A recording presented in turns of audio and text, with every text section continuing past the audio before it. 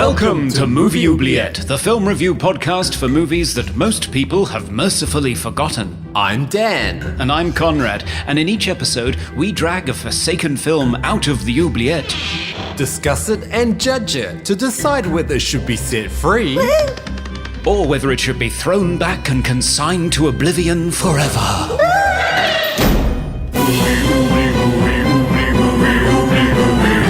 We review the films others tend to forget. Come with us and open up the movie oubliette. Halloween special.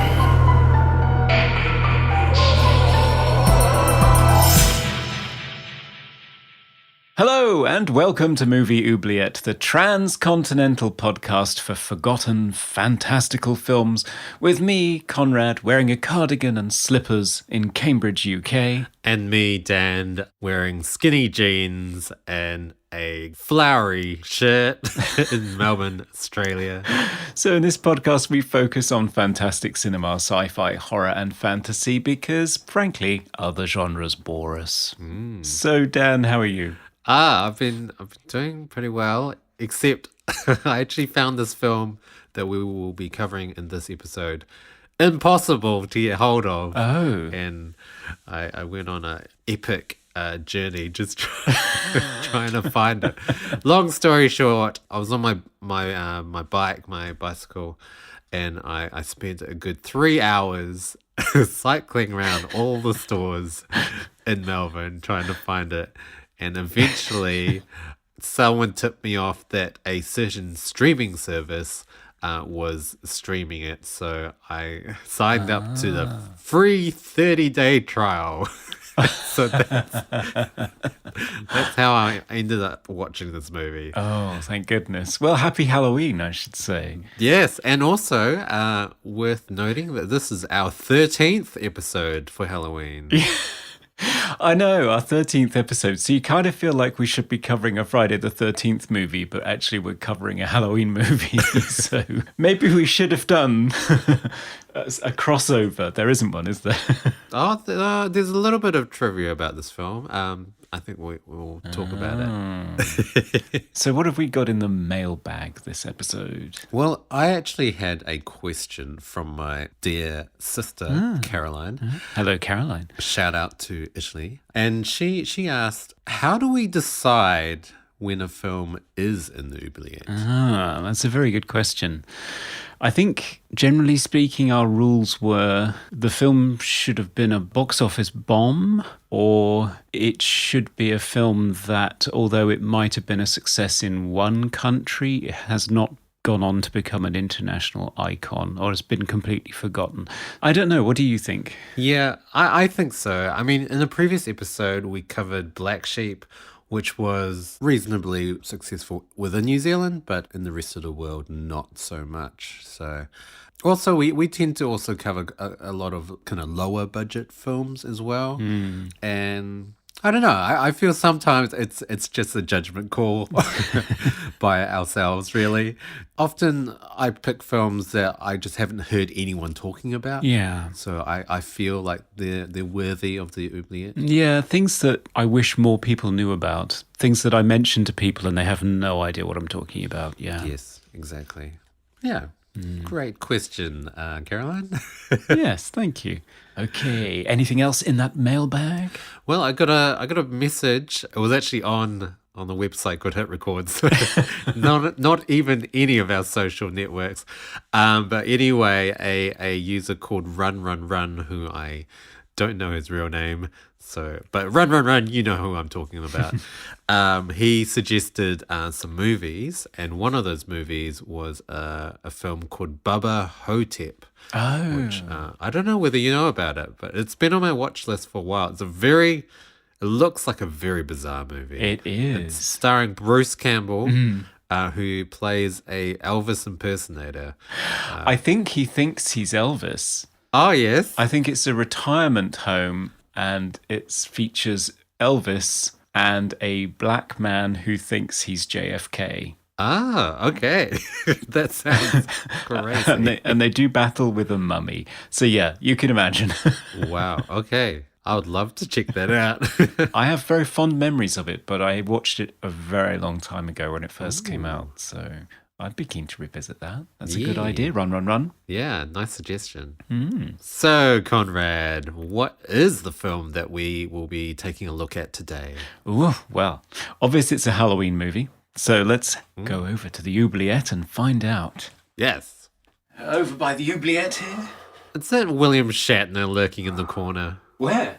Oh, he's gone. Oh, thank goodness. Okay, I think I can hear some singing coming from the oubliette. Ooh. Oh, isn't that sweet? Oh, it's a nice little ditty. Yeah.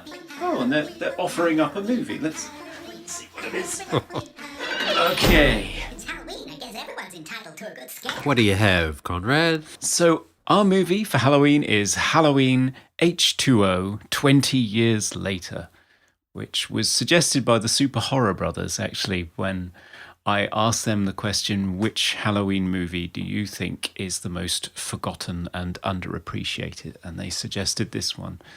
So that's what we're looking at. It's a 1998 movie directed by Steve Miner, who's probably best known in this genre for directing a couple of the Friday the 13th movies. Well, that was my relation to Friday the 13th. Ah, yes, there's a bit of a crossover. And until recently, inflation adjusted, it was the second most successful Halloween movie Oh, right. after the original itself.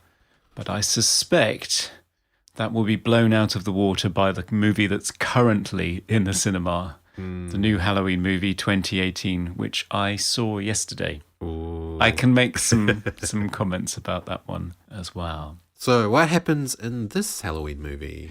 So this one is a direct sequel to Halloween 1 and 2. It ignores 4, 5, 6. I think that's it. Yeah, yeah, right. It ignores 4, 5, and 6. And it has Jamie Lee Curtis returning to the role of Laurie Strode, the final girl from 1 and 2. And she has changed her name, faked her death, and she is now the head mistress of a boarding school. And she's clearly a traumatized individual, but she's trying to move on with her life. But meanwhile, I'm afraid Michael Myers comes back on the scene. I'm not quite sure where he comes from. The ether. I don't know what he's been doing since Halloween 2 when he burned to death in a corridor, but he reappears, breaks into the home of the nurse from Halloween's 1 and 2, and rifles through her drawers. And it turns out that she, in direct violation of data protection, has patient records in her home and finds Laurie Strode's current identity and whereabouts, and so goes to the boarding school to terrorize Laurie and her 17-year-old son, who's played by Josh Hartnett. And yes, another night of Halloween-themed hijinks ensues. A lot of slow walking and screaming. Yes, happy Halloween. Can't wait to check it out. Okay.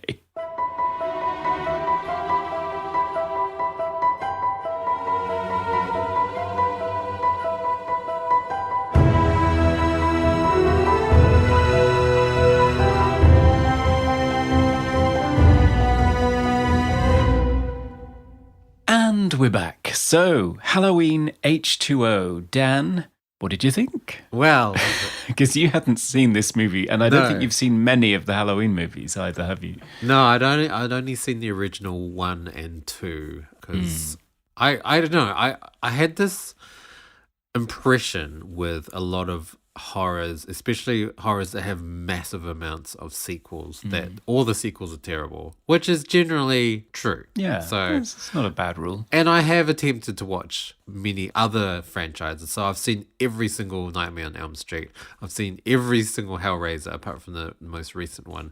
And they're they're okay. So I kind of assumed this would be the case with Halloween. So I'd never seen past 2. Right. And this movie is the epitome of 90s horror slasher. It's like they took everything that was cheesy and cliche about 90s slasher and put it in this movie. And I feel like a lot of it was to do with Scream and how successful that was. Yeah. And which is funny because Scream is a parody of slasher movies and kind of pokes fun at slasher movies. And then all of these other movies started copying Scream. It's like, that what? Yeah. So this movie in particular has a all-star 90s cast of Josh Hartnett, Michelle Williams, and Joseph Gordon-Levitt, although Joseph Gordon-Levitt dies in the first... Before his credit even appears. Before his credit appears. I think it's within 8 minutes of the film, he's already been killed off. As well as his companion, Brandon Williams, who plays Tony, who I'd never seen before and probably never will. Never since, no. Yeah, for me, it felt like a Halloween movie made for Halloween fans. And Right. watching it without any knowledge of Halloween, you just would think it was a cheesy, cliche slasher that had zero substance.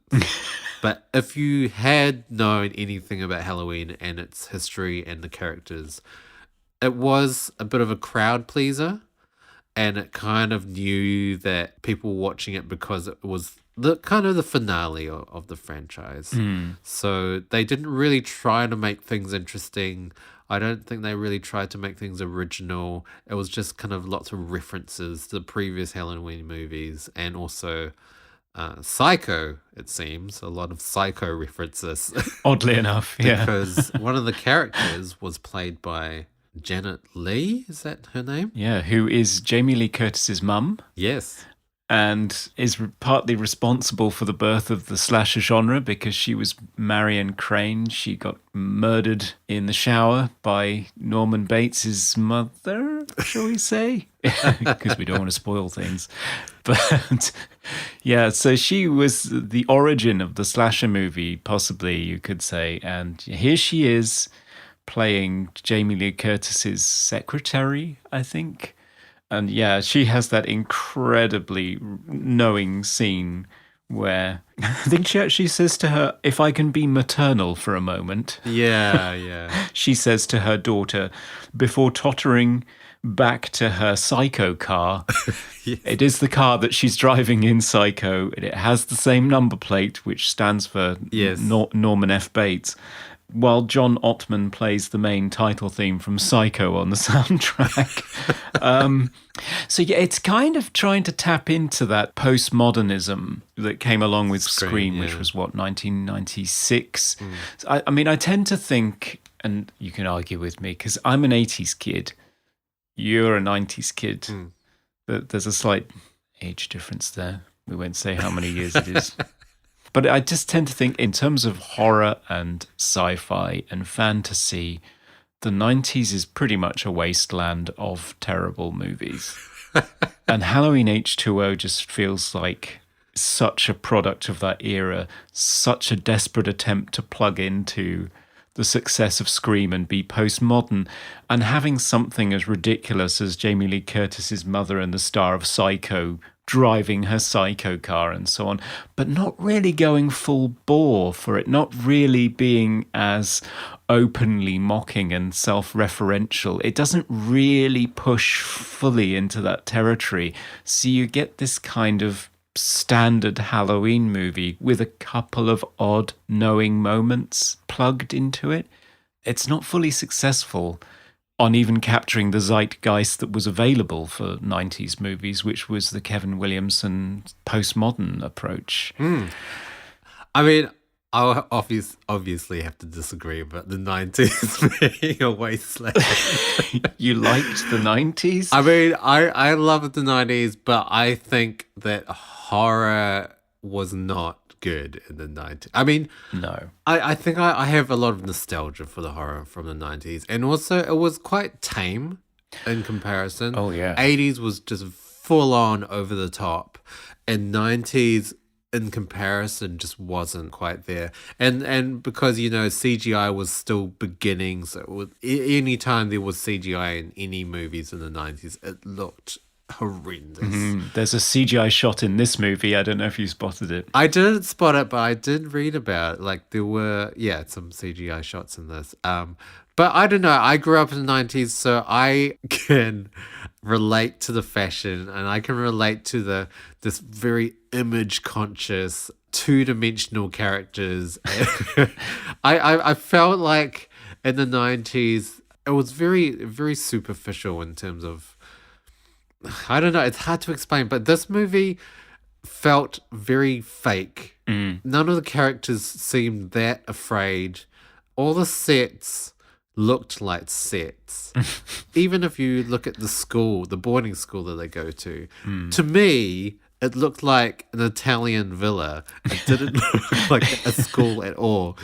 And it almost felt like they thought, we've got these kids who were obviously 18, 20-year-olds, and then they put them in a classroom that looked like it was made for like elementary school. So with these tiny wooden desks and blackboards and these tiny rooms, and it felt like full-grown people in this like kindergarten. It was ridiculous.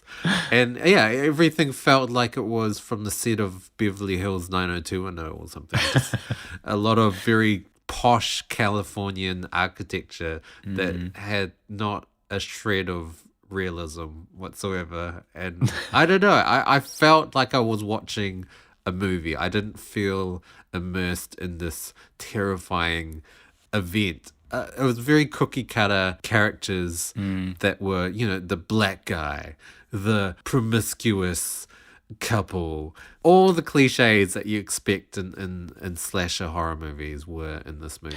But even that is fairly tame. Like you mentioned the promiscuous couple. It doesn't quite have the seedy edge that you get in, say, the original Halloween movie, where Laurie's two friends are supposed to be babysitting and they're sneaking their boyfriends in for sex.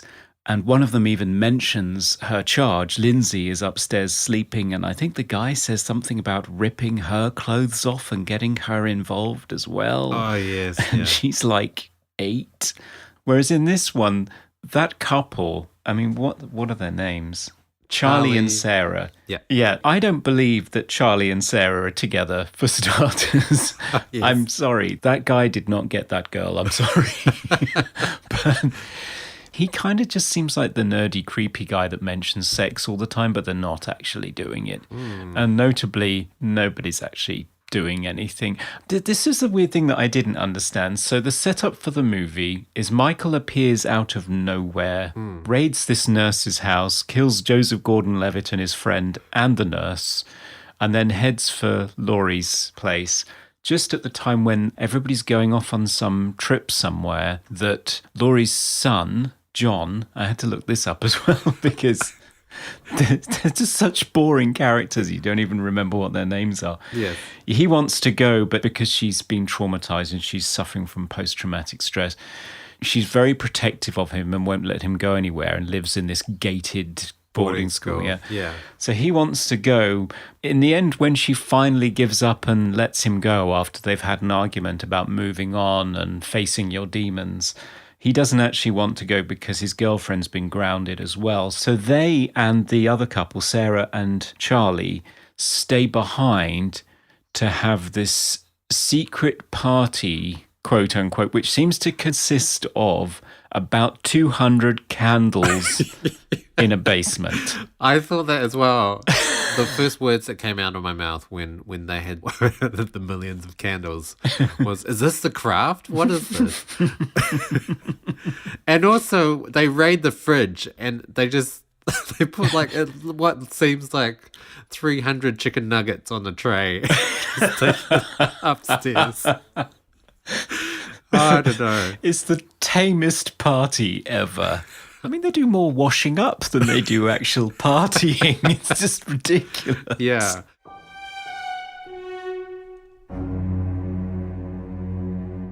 I mean, I felt like this movie really was just a a cash cow. Like they were just cashing in on the finale of the franchise. They wanted to get as many viewers as possible, so it had I can't even imagine what the rating was. It would have been pretty low, PG maybe even. Well, it's rated R on my copy for terror, violence, gore, and language. Did you spot But any? how? There was a bit of language, I guess, but the gore was very minimal. Yeah. You only really saw 2 killings in the entire film. There would be the scene where Michael Myers would be about to kill someone, and then it would cut. And then 2 scenes later, they would discover the body displayed in some horrific way. But it wasn't, I don't know, I didn't find it graphic at all. Like it did, even like Scream, the Scream movies are pretty brutal in comparison. Yes, definitely. Now, here's where I admit something to you, which may test our friendship. Okay. I spent a good couple of hours in preparation for this podcast making a spreadsheet of all of Michael Myers' murders. Okay. Because I thought that was a healthy way to spend my time. So from what I can tell, and I did get a lot of this from a wiki, he only kills 6 people in this movie. Right. He only killed 5 in the original, but after that, it adhered to the rules that were mentioned in Scream, in Kevin Williamson's Scream, which is the rules of the sequel. You've got to up the body count. So he kills something like 9 people in 2, 17 in 4, Wow. 12 in 5, 13 in 6, but then only 6 in H20, which, does sort of speak to the 90s and how tame they were. And the other thing I was trying to compare was how many of the killings occur on screen versus off screen, and how many of those are men versus women. So of the 6, 4 of them are men. He only kills 2 women in this movie, but both times you actually see it happen on screen. So whereas out of Charlie and Sarah, for example, you have this really long, tedious suspense scene where he's sticking his hand in a waste disposal to get a corkscrew and nothing happens. Yes. And then he bumps into Michael Myers and you cut. And then he just becomes a gruesome body to be spotted by a woman later, and lots of screaming, which is Sarah. But Sarah, on the other hand, has this protracted, awful, dragged around on the floor and has her leg broken in a dumbwaiter. And it's a really brutal, awful scene with her begging for her life and so on. So there is a difference in the way that it treats men and women, because again, Joseph Gordon-Levitt and his friend die off screen, but the nurse is brutalized on screen. Yes. So the only man that you get to see killed on screen is Laurie's new squeeze, the guidance counselor, Will, played by Adam Arkin, who is stabbed from behind with such force that Michael picks him up off the floor, which sort of strained credibility when he did it with a thin nurse in Halloween 2. It really strains credibility when it's a 40-year-old heavy-set man Yeah. in this movie. I mean, another thing, so that was the reference to Halloween 2. Lots of references in this movie. But I just didn't find this movie that terrifying. And it was mainly due to the fact that I don't know much about the Halloween movies, and I know that the killer, Michael Myers, is played by different actors every time, or has been. But this actor just doesn't seem very big. He seemed quite average height, even skinnier build than a normal man. Yeah, he's quite lean.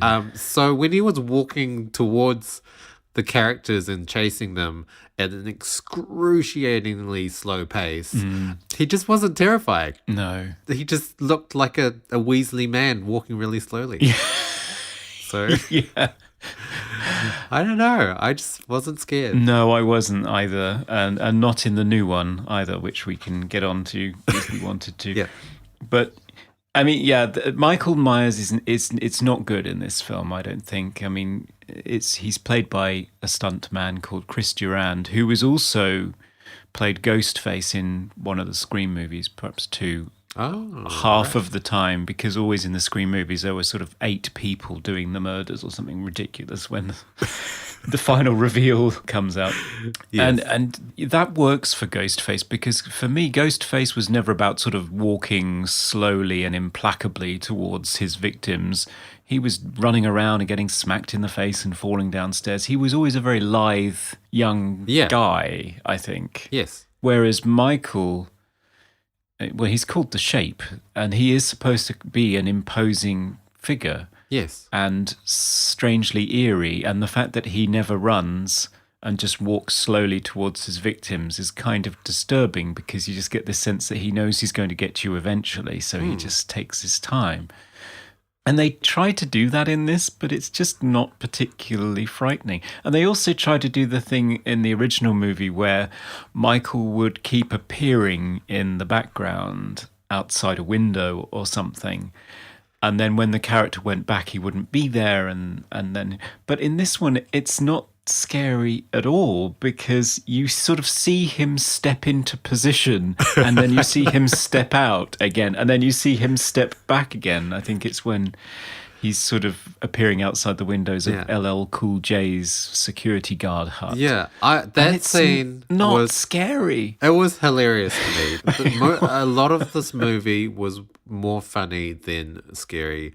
And exactly. Seeing Michael Myers step in shot and step out of shot, that's comical. Yeah. He's supposed to be unpredictable. You're not supposed to see him sidle backwards and forwards. No. As if he's standing in frame and out of frame like he's in a movie. Like he's supposed to be frightened whenever you see him, not just see him walk around slowly in the background looking at the camera. Like, it's ridiculous. Yeah, it's not scary at all.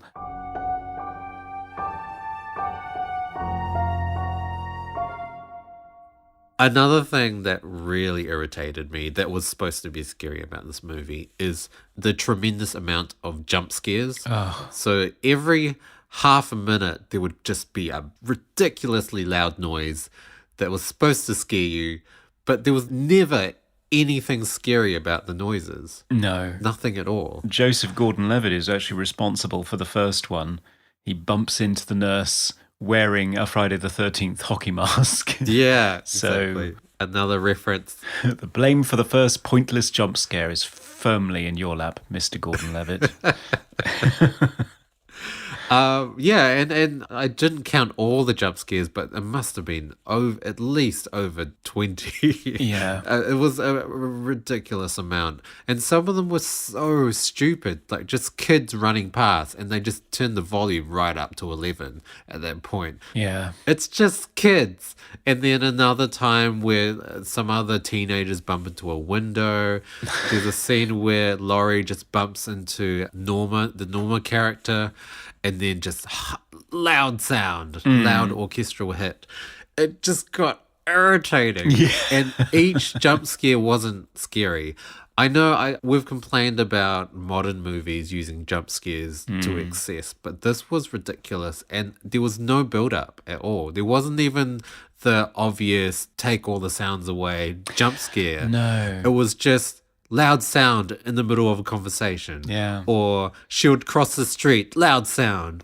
Or she would pick up a wine glass, loud sound. It just really got irritating.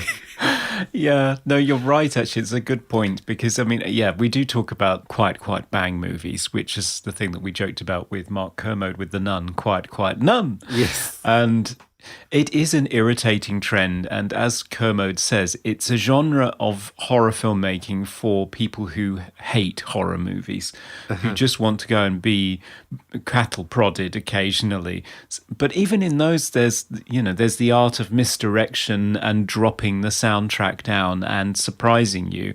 In this movie, Josh Hartnett will just suddenly leap into frame and say hello to LL Cool J, and you'll get a stinger. And it's pointless. I know. Entirely I know. pointless and really irritating. Yes, I agree. Yeah. Oh my god.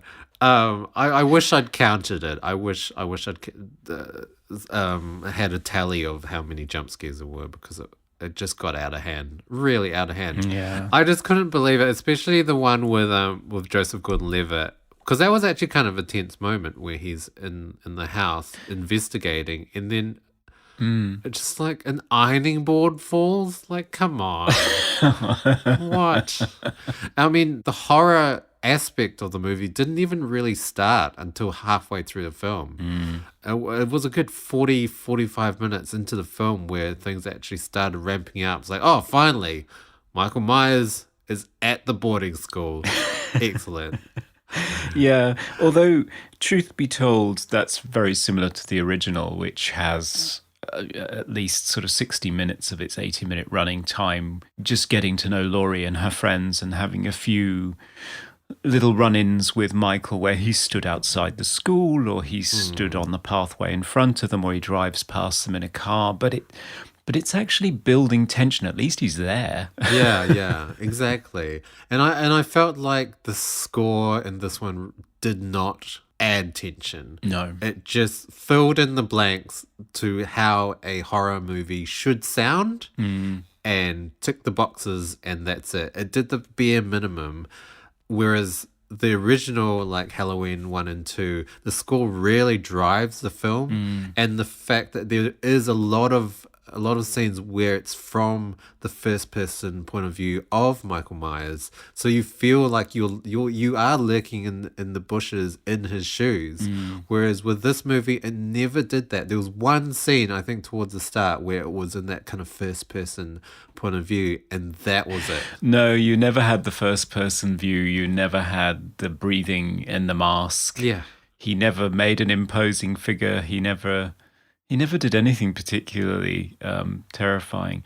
I mean, on the score, you make a very good point that it never does anything other than what a horror score should do. And even I'd refine that by saying that it does what a 90s horror score should do. So John Ottman is the credited composer on this film, and he had composed a full score, and it was put on a preview screening, and the producers didn't like it. And I think they didn't like it because it was very detailed, very heavily orchestrated, very flowing and beautiful, quite different actually from what you would expect from all of the stripped down synthesizer scores you'd had for Halloween up until that point, either composed by John Carpenter or his associate Alan Howarth. On the temp track, they'd had Marco Beltrami. They wanted it to be Scream. They really wanted it to be Scream. So they had loads of cues from that movie on the temp track. And in the end, that's what they stuck in the movie. So you hear bits of John Ottman and you hear lots of Marco Beltrami, either just straight on needle drops from Scream or new cues that he composed in about a week and just threw on there. And the result, not surprisingly, is a mess that does not work in any way whatsoever. Yeah, I heard, I read, and I'm not sure whether this is true, but they use the tracks that Marco Beltrami had done for Scream 1, Scream 2, and Mimic. Oh, yeah. And and they'd also highly edited some of the music that Ottman had done and just used it in other scenes. So he taken music from one scene, use it from a completely different scene. So yeah, I guess thematically the music was very bland because all of it wasn't written for this movie. Yeah, it didn't add anything at all, like soundtrack wise. No. There is one moment where it works really well, and it's probably the best shot and the best moment in the movie. And it's kind of what the poster was sort of advertising, what they were planning with this. Is 20 years later, Michael's coming back for Laurie, and she's going to fight her own corner. She's going to fight back. So you have this moment after a few people have been killed in variously fairly boring scenes. They escape from the school, and when they're just at the gate and about to leave, she decides that she's going to take her son's advice and face her demons and not run away anymore. And she's going to go back to face down Michael. And she grabs a fire axe and sends her son and his girlfriend on their way. And she climbs up this hill and the camera cranes up and she's backlit and and the music sort of builds and builds and builds, and she stands there outlined with this axe and screams, "Michael."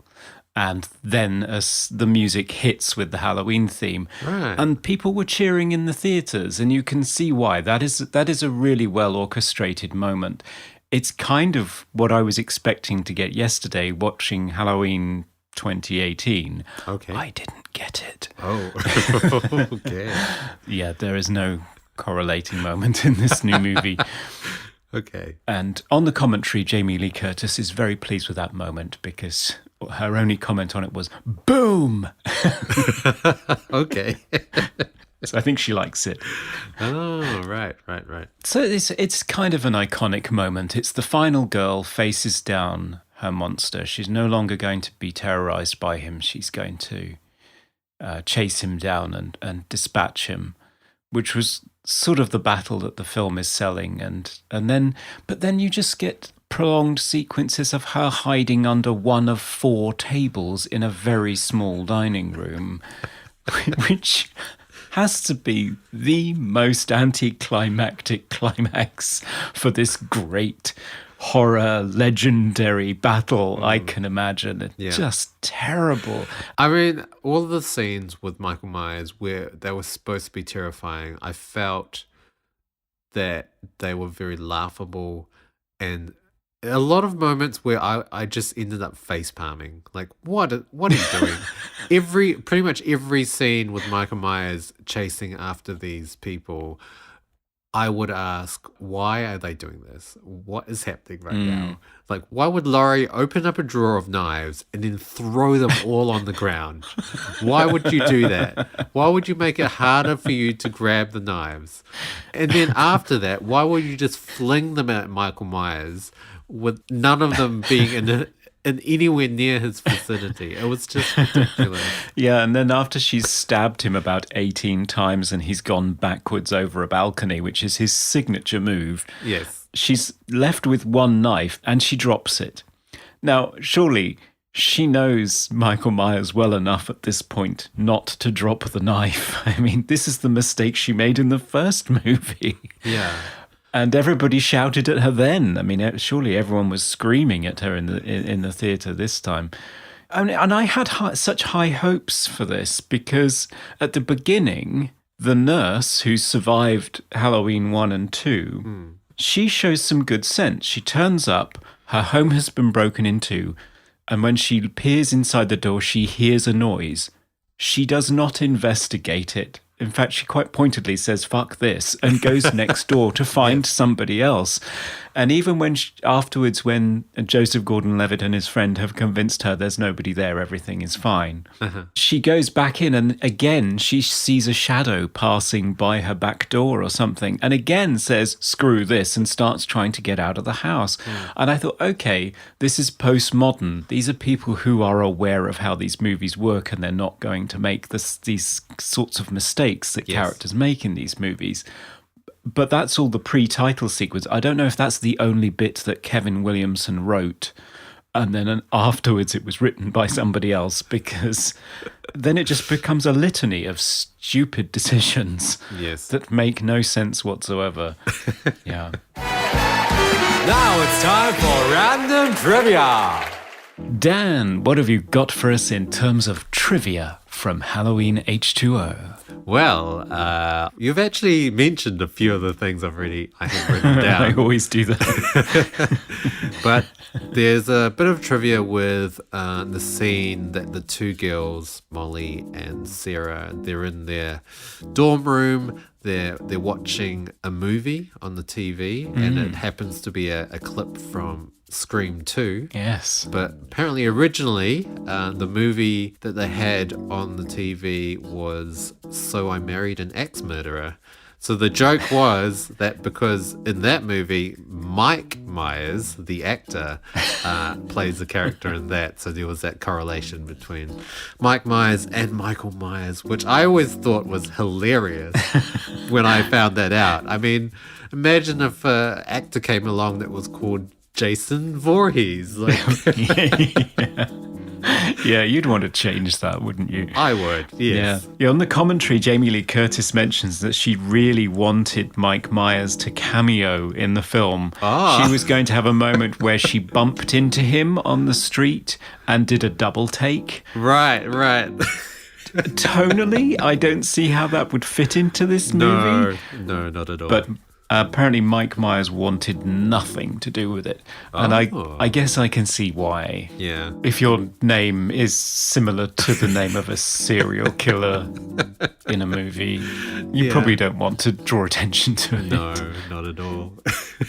The one little piece of trivia I found quite interesting was the actor who plays Charlie, Adam Han Bird.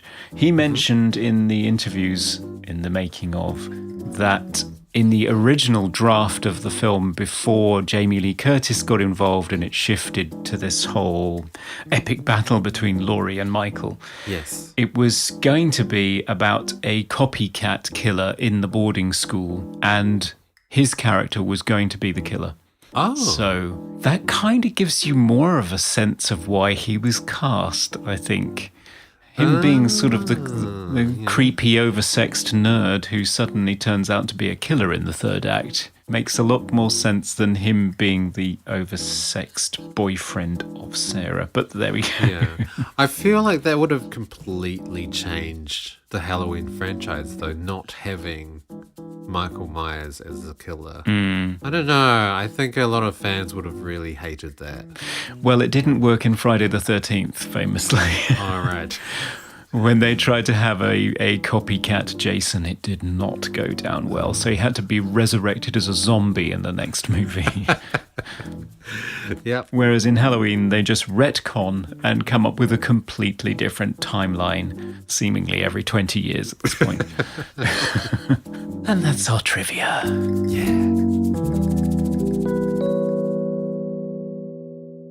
So, Conrad, you mentioned something about the mask. Yes. Well, you were saying about counting crappy jump scares. How about counting Michael Myers' masks? Because there are at least 3 in this movie. Because for some reason, even though the mask has always been the most simple thing, which is a William Shatner mask from Star Trek slightly altered and painted white, they could not get it right for this movie. There are 3 different masks. There's one from Halloween 6, which they used whilst they argued between the director and the producer as to which mask they were going to use. So they used the Halloween 6 mask for a few scenes. Then they use a mask created by K&B, which the director wanted, which was very, very white with sort of orange fright wig hair poking out of it that looks crappy in every scene that it's in. Just horrible. And then they use one that was made probably at great expense by Stan Winston for various close-ups that they reshot later.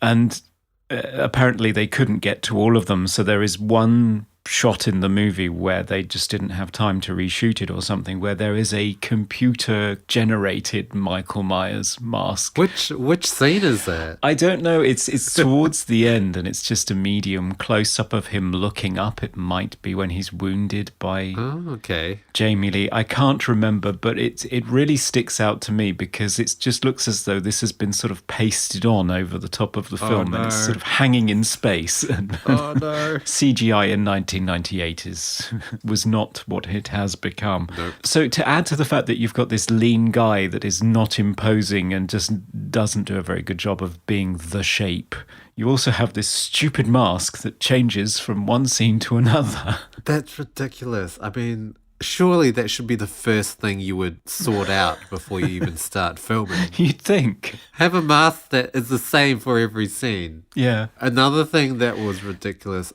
I don't know what it was with the actor that played Michael Myers, but he felt like to me like just a mime.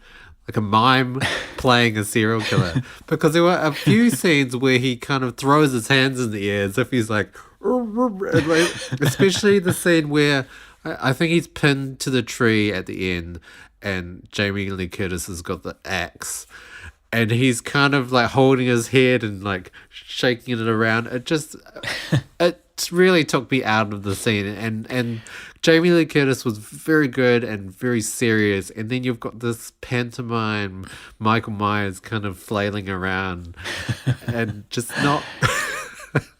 Yeah, there is a reason for that, though. Yes, I do know the reason. Yeah. The theory is that that is not Michael Myers.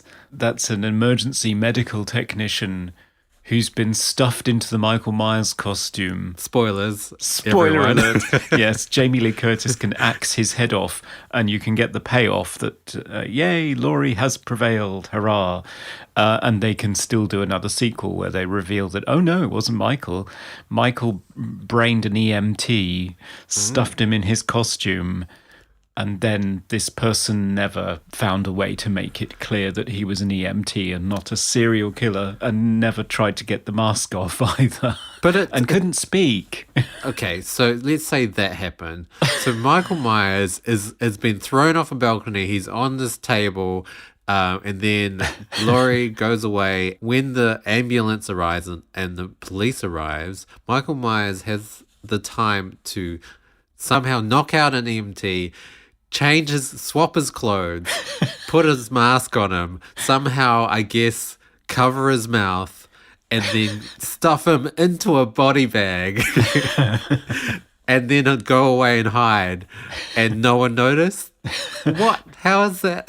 How is that possible? Not at all, which is why Halloween Resurrection sucks ass, and nobody should ever watch it, because that is a terrible, terrible movie. And Jamie Lee appears in it only because she was contractually obliged to do so. Right. They really should have let her kill Michael at the end of this one and have done with it. Yeah. It was the payoff she deserved. I mean, I actually think of all the many elements in this movie, Jamie Lee Curtis is, as always, very, very good. She's and amazing. Much better than the material that she's given. And she plays somebody suffering from post-traumatic stress very well, I think.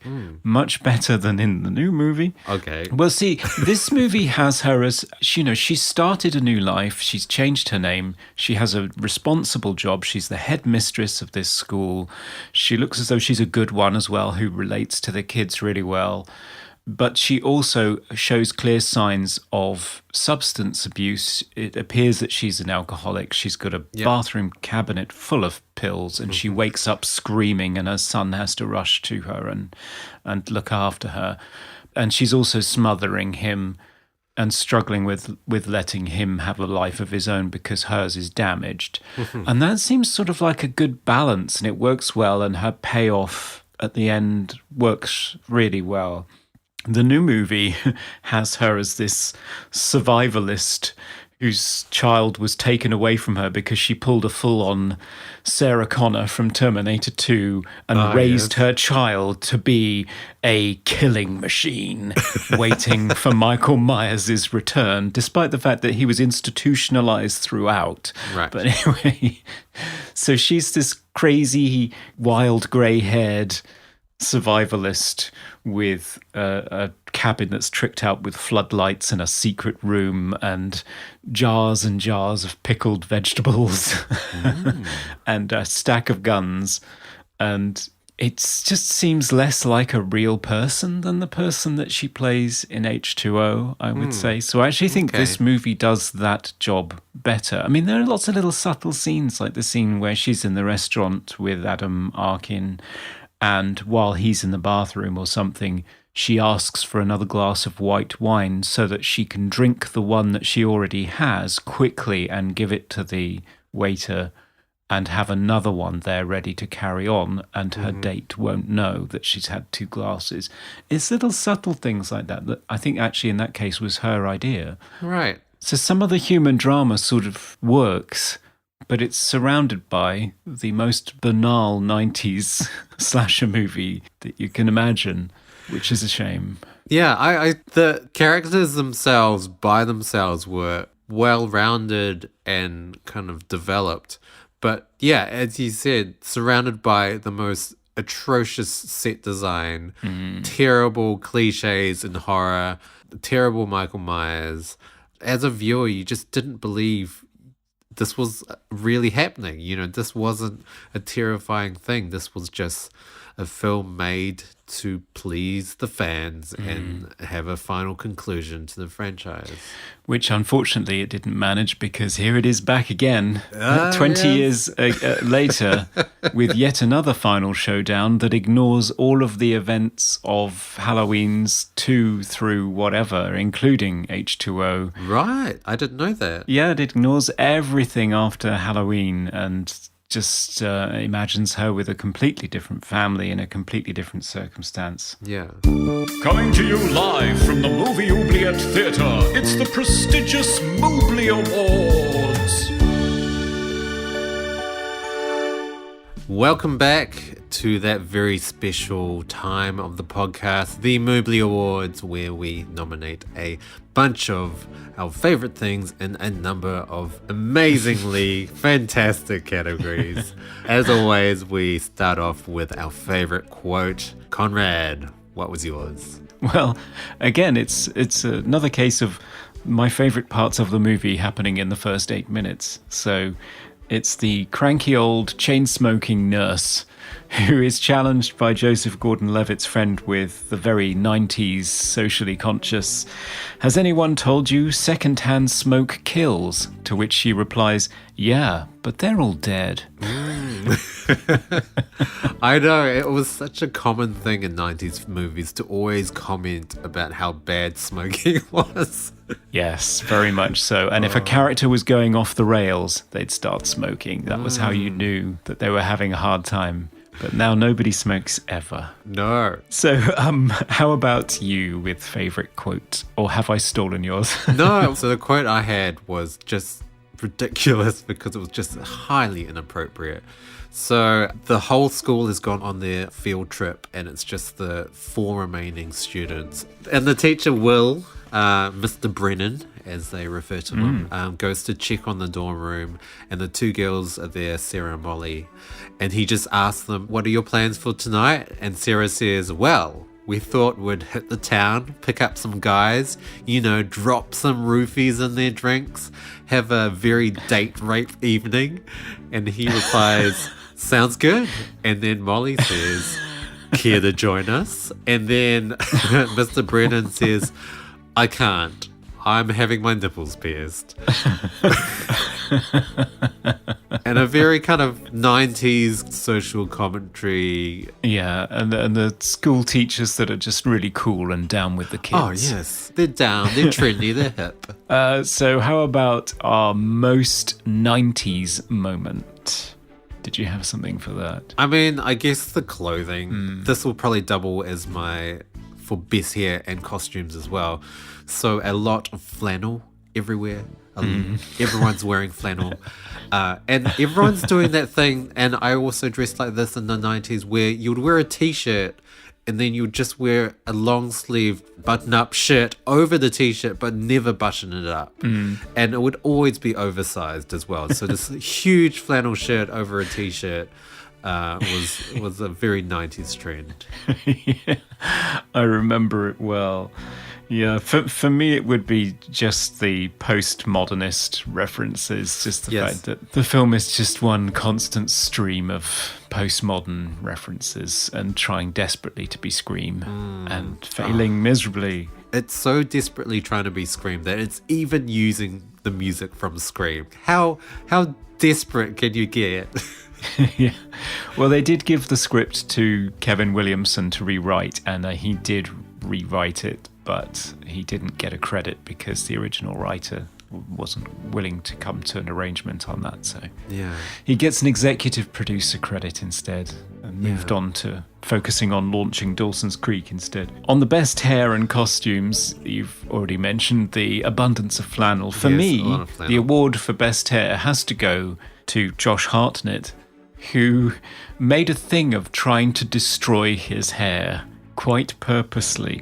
So, and I admire him for this. He said that he hated the fact that every time he saw something that was supposed to be about high school students, that they would always look amazing and perfectly coiffed with great hair and great outfits and accessorizing. And he said that he was 19 when he made this movie, and his memory was very fresh still, and that high school students looked like shit. So he would always mess up his costume, have one part of his shirt hanging out. He looks a mess in the movie, and after the makeup lady had finished perfecting him, he would make a mess of himself and pull his hair everywhere so that bits of it stick out at the back, and then cut bits of it off so that his haircut looks terrible. But he's doing it on purpose because he thinks that that's a more accurate representation of high school students. And the fact that a young actor embarking upon his Hollywood career would try to look bad when he is such a handsome guy like Josh Hartnett and could quite easily just go the easy route and just be a heartthrob, and he just wasn't interested in that. And the way that his career has developed since then has shown that he is just not interested in being a sex object.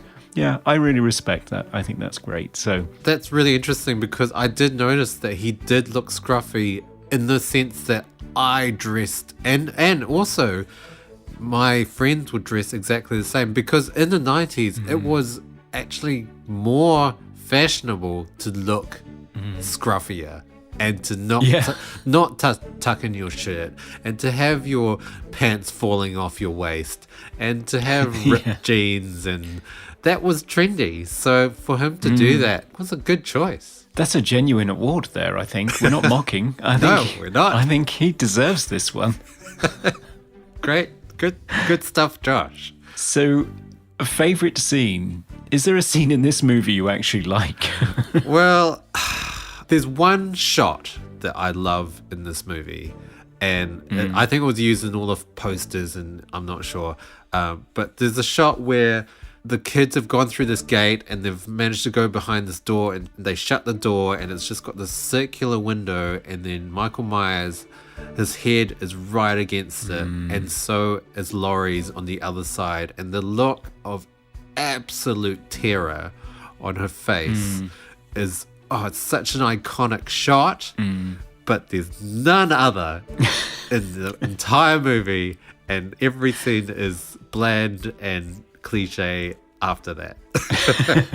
Yeah, I think you're right. And for me, it's the one that I already mentioned, which is her standing there with the axe screaming his name out. I think that is just the one moment in this movie that actually delivers on what it was selling to begin with. Right. But yeah, nothing after that. Most cliched horror moment for me would have to be her dropping the knife after she's temporarily incapacitated the killer, and I'm very disappointed about that because I really think Jamie Lee should have known better. Right. I mean, obviously, cliche moments will include the huge amount of jump scares just every 30 seconds.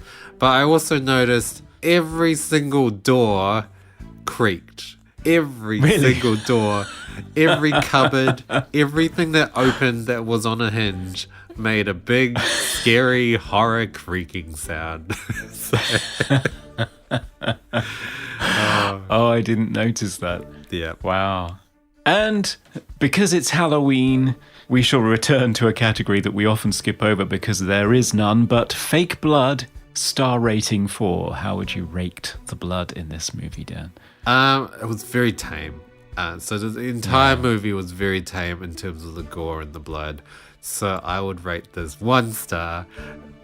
Very, very watery blood as well. It just didn't look very convincing, and every time there was a killing, it was quite small, very minimal as well. So I don't know. It's a horror movie. It's a Halloween movie. Yeah. Surely they should have gone a bit further with that. Yeah, maybe. I mean, famously, the original doesn't have a drop of blood in it, I don't think. Doesn't it? Not well. When he stabs his sister, she conveniently smears her breasts with blood whilst the camera's staring at the knife, which is a part of the opening that I've always loved. That while you're stabbing somebody, because it's a point of view shot, Yes. he's stabbing his sister, but he takes a moment to admire his swing. I don't know why the camera pans off to look at his hand flashing by, but yeah, and then you go back and his sister magically has tomato ketchup all over her breasts. But thereafter, I think the murders are particularly bloodless. Right. So it was only the sequels where they just started throwing buckets of the stuff around. Okay. So, but this one pared it right back again, and I think it's all part of that 90s blandness, and also that this was a bigger budget production. They were probably going for a bigger audience. Yes. So finally, the scene that you found the funniest, intentionally or otherwise. And I have a favourite here. Yes, you go first. Well, the movie is so bland generally in terms of camera work and acting, tone of acting and so on. But after she's explained her dark past to Will in that sort of scene where they're sort of having a Halloween date in her apartment, she suddenly has this realisation that she was 17 when the murders happened to her, when she was involved in the last Michael Myers episode, and her son is 17. So you have this bizarre moment where it crash zooms on his birthday card. Yes. As if this is the only way that she remembers that it's his birthday, which is like, hello, crappy mother or what. Also, I mean, to give it its credit, it's not quite a crash zoom because it's not a zoom. I think they run towards the birthday card with the camera. But it's just stylistically so melodramatic and stupid. And just this idea that she wigs out over his birthday. Does this even matter anyway? Why does she make that connection that, oh, he's 17, clearly he's at risk of being stalked by Michael Myers on this day? Why? I know. I found that scene ridiculous as well because it was supposed to be very dramatic. But why was there any correlation? Surely he's not just going to attack her every time someone turns 17. Yeah. Every time there's a birthday in the family, he's there. No, it's stupid. How about you? Was there one that made you roar as much as that one did me? I mean, I think it was just the... I mentioned it before. It's when LL Cool J's character, the guard, is in his little booth and he opens the gate and Michael Myers sneaks in somehow and just hides around the corner as LL Cool J's kind of not really doing anything. Michael Myers is just lurking in the background, stepping in the frame, stepping out of frame, walking past, just looking directly at the camera. Yeah, I was half expecting him to do a little dance at some point. Yeah, it's terrible. God. And that's our lovely Moobly Awards. Yes.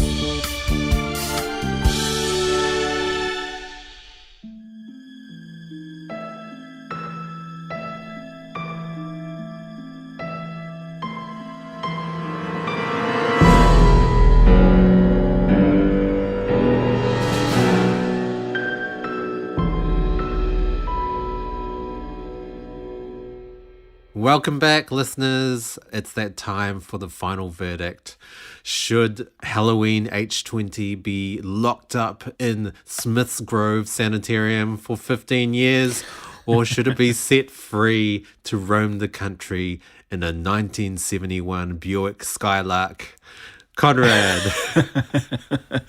what were your thoughts? Well, I had memories of this movie being not bad. I kind of thought that after Halloween 6, which was kind of a franchise killer, it was terrible. Right. Okay. It stars Paul Rudd. It's a fascinating film to look at if you... It does, yeah. Oh, wow. Yeah. So it's an interesting one to check out. Yeah, so that the franchise has kind of died several times It died after 3 because it wasn't Michael Myers. It died after 6 because it was terrible. And this was sort of the, for want of a better word, resurrection, because then it died again with Resurrection. And then there were 2 Rob Zombie movies where they tried to start again, and that killed them off again. And so I sort of remembered this as sort of like a phoenix-like rebirth for Michael Myers and a return to former glory. And it is, in much the way that the current movie that's in cinemas is sort of a return to form, but only in the sense that it's not terrible, not in the sense that it's actually very good. It's sort of trying to capitalize on the 90s trend of postmodern horror, because horror was in the doldrums in the 90s, but doesn't go full bore, and it doesn't do anything that examines the tropes that it's dealing with in any telling or interesting way, in the same way as, say, Wes Craven's New Nightmare completely deconstructed the Freddy Krueger mythos. It doesn't comment on horror movies in any meaningful way in the same way that the original Scream does, certainly, if not maybe the sequels as well. It just sort of does a little bit of that around the edges, but otherwise delivers a really bland slasher movie, and not a very good Halloween movie. It has to be said, Michael Myers is not good, the music isn't good, and the music is so important. You could tell why they hired John Carpenter and his son to do the score for the new movie, because that's actually the best element of it. But this, when you go back and watch it again, it's just really not very good. It's not scary, it's not engaging, it's not a good time at the movies. So for me, I'm sorry, I would just lock it back up in Smith's Grove and throw away the key with no chance for parole, and I wouldn't transfer it to another hospital, because if you do that, he always escapes. So I would just leave him there, chained up to a cement block, and take away his mask. Because, this one didn't do it for me. How about you? I mean, 100% agree. I've mentioned before, it just felt like both a cash cow and a fan service film. It was just trying to conclude the franchise as well as make some money. It felt rushed. I felt like there were so many elements of the film that weren't properly built upon, whether it be actually physical set design, whether it be score, whether it be even the writing, and at least the characters were interesting, but I mean the main characters, that is, but everything else was very cliche and trying so hard to be Scream. Yeah, I would throw it back in the hole, 100%. Yep. I think we're pretty clear on this one. So I'm going to do the honours right now before we think about it anymore. Okay. Come here, you. Get in there. And stay there. So shout out to the Super Horror Brothers for putting us through the trauma of watching H20 again. I know, I feel bad because these guys really like this movie, I think. Sorry, guys. I'm really sorry, Super Horror Brothers. I can see why you liked it, and I certainly have fond memories of it too, but oh wow, try watching it again. I don't think it's a strong entry in the series. I really don't. Sorry. So what will we be looking at next time, Dan? Tell us it's something good. So for next time, it's going to be another double blind episode. So none of us have watched this film. It is from 1994, so still in the 90s, a horror, I think. And it is called Cemetery Man. So it's directed by Michel Soavi, who I think you said that was in another film that we have talked about. Yes, so we haven't seen a film he's directed, but we have seen him very calmly and patiently wait for somebody to impale him on something. Oh, yes. He was the guy in the mask in Demons or Demone. So episode 2. Yeah, we have seen Michel Soavi before, but we have not seen one of his movies. So we're back to Italy. Yeah, it's starring Rupert Everett and a whole bunch of other actors that I've never heard of. I only know Rupert Everett from My Best Friend's Wedding. So it's going to be interesting seeing him in a horror. Yes, terribly British comedy actor in a horror movie. So I'm intrigued. Right. Yes, me too. Yeah, and this one was suggested to us by our guest for the next episode. Ooh. Yeah, I'm very excited to talk with him about this because he's an up-and-coming director of horror films and a rising star, so very excited. And this is a very important film from his college years. So Yes, he'll have lots to say, I bet. yeah, interesting. Stay tuned. Stay tuned. Hope he shows up. Okay, well, thanks for joining us for our special 13th episode, our Halloween episode. Happy Halloween. Happy Halloween to the countries that actually celebrate it, because in Australia we don't. Do you not? Not really. Only kids really do it. Oh, no, it's not a huge thing here in the UK, but it was where I grew up in the Outer Hebrides in Scotland. Oh, It was a huge thing. Sam Hain up there, so yeah. right. But yeah, so happy Halloween to those who are out celebrating tomorrow night. And let us know what you thought of this particular Halloween movie, or which is your favorite Halloween movie. We would love to hear from you. You can talk to us via Twitter or Instagram or Facebook. In all of those cases, we are at Movie Oubliette. If you're not sure how to spell Oubliette, it's... Oubliette. Sorry, I think there's someone heavily breathing in the corner. What was that? Oubliette. Lovely. And if you'd like to email us, we're at movie.oubliette@gmail.com. We would love to hear from you with comments and suggestions for films that we could cover in future. And please give us a rating and review on iTunes or whatever podcast platform you are using. It always helps us out because we want more of you to listen to our ramblings on about obscure movies. Yes, we want to take over the world. Yes.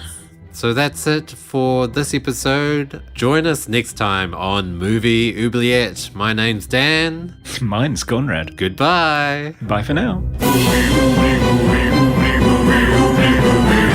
We review the films others tend to forget. Come with us and open up the Movie Oubliette. I'm going to get my nipples pierced.